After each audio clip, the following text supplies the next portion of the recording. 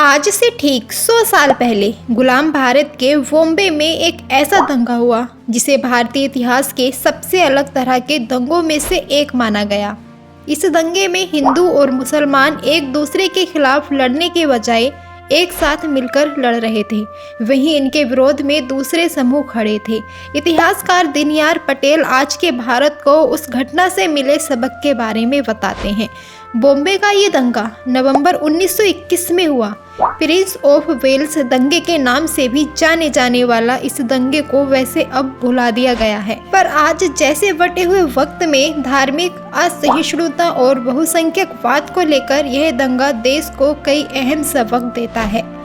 हिंसा की उन घटनाओं में आज़ादी की लड़ाई के एक हीरे भाभी ब्रिटिश सम्राट और पतनशील तुर्क सुल्तान कहीं न कहीं शामिल थे। साथ ही कई विचारधाराओं और लक्ष्यों जैसे स्वराज, स्वदेशी बहिष्कार और पैन इस्लामिज्म को भी इसकी वजह बताया गया। ब्रिटेन के प्रिंस ऑफ वेल्स नवंबर 1921 में बहुत खराब वक्त पर भारत के अपने साम्राज्य के शाही दौरे पर आए थे। देश में उन दिनों महात्मा गांधी का असहयोग आंदोलन चरम पर था। ब्रिटेन के औपनिवेशिक शासन के लिए वह आंदोलन 1857 के विद्रोह के बाद सबसे बड़ा खतरा था। हिंदू मुस्लिम एकता की वकालत करते हुए गांधी भारत के मुसलमानों के नेतृत्व में लड़े जा रहे खिलाफत आंदोलन में शामिल हो गए थे। इस आंदोलन के समर्थकों की चिंता थी कि प्रथम विश्व युद्ध में ओटोमन साम्राज्य की हार के बाद ब्रिटेन वहां के सुल्तान को उनके पद से हटा देगा। असल में ये लोग सुल्तान को इस्लाम का वैध खलीफा मानते थे। सांप्रदायिक एकता के उस अनूठे दौर में हिंदुओं और मुसलमानों की एकता हो गई थी, और उस एकता ने वाकई अल्पसंख्यक समुदायों जैसे ईसाई, सिख, पारसी और यहूदी के मन में बहुसंख्यक समुदायों के वर्चस्व को लेकर बहका भाव बिठा पैदा कर दिया था। हालांकि गांधी ने कहा कि वाकई अल्पसंख्यक समुदायों को इससे डरने की कोई ज़रूरत नहीं है। उन्होंने घोषणा की, हिंदू मुस्लिम समझौते का मतलब ये नहीं कि बड़े समुदाय छोटे समुदाय पर हावी हो जाएंगे।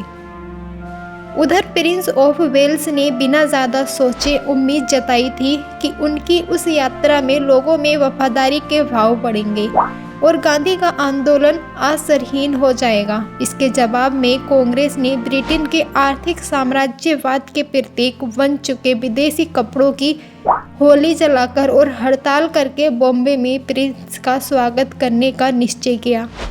लेकिन 17 नवंबर 1921 की सुबह बॉम्बे निवासियों की एक बड़ी तादाद ने इस हड़ताल का विरोध करते हुए जहाज में उतर रहे प्रिंस के स्वागत समारोह में भाग लिया।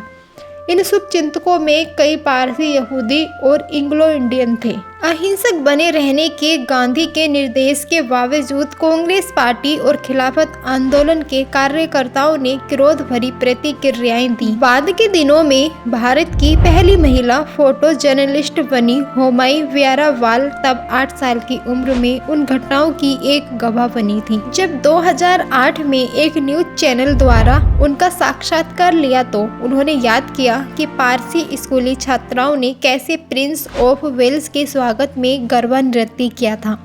लेकिन कुछ दिन बाद ही उन्हें बॉम्बे की सड़कों पर जबरदस्त हिंसक संघर्ष देखने को मिला। दंगा करने वालों ने सोडा बोतल की गोलियों का घातक हथियार के रूप में इस्तेमाल किया था।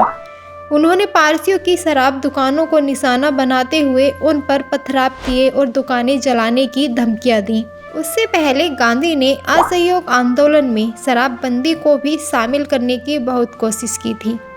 उन्होंने शराब के व्यापार पर असर रखने वाले पारसी समुदाय से आग्रह किया था कि अपनी मर्जी से वे शराब दुकानें बंद कर दें। हिंसा ने बॉम्बे को हिलाकर रख दिया। हिंदू और मुस्लिम समुदाय के दंगाइयों ने पारसियों के आर्थिक प्रभुत्व और राष्ट्रवादी राजनीति के उनके प्रतिरोध के प्रति शराब की दुकानों को जमकर निशाना बनाया।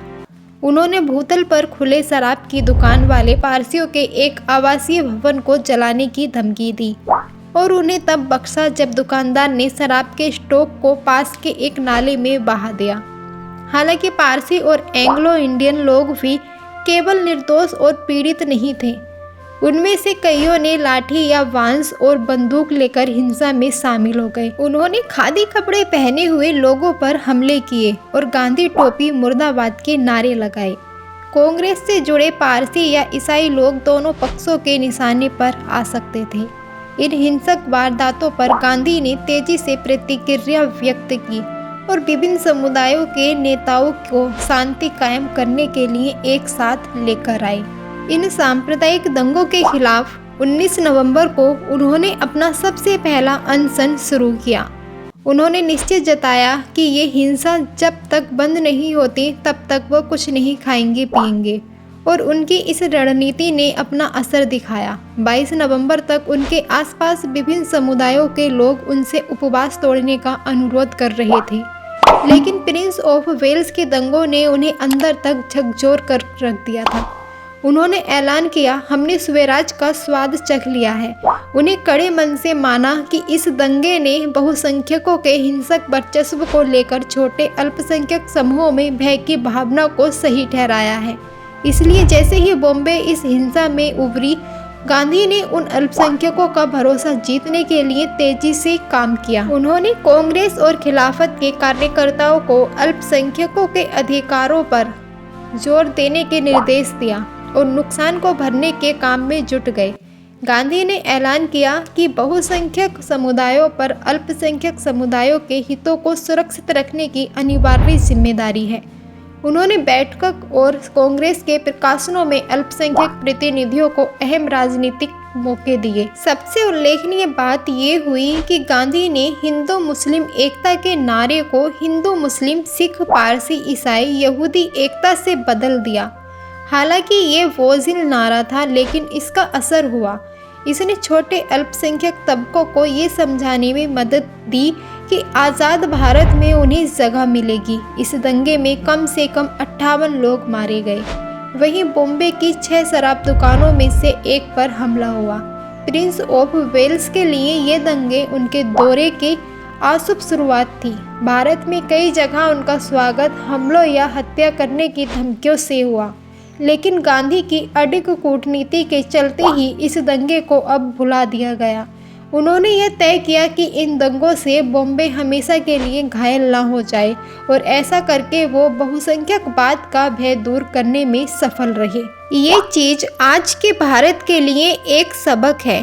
प्रिंस ऑफ वेल्स के दंगों ने बताया कि सांप्रदायिक हिंसा काफी हद तक राजनीति की उपज है।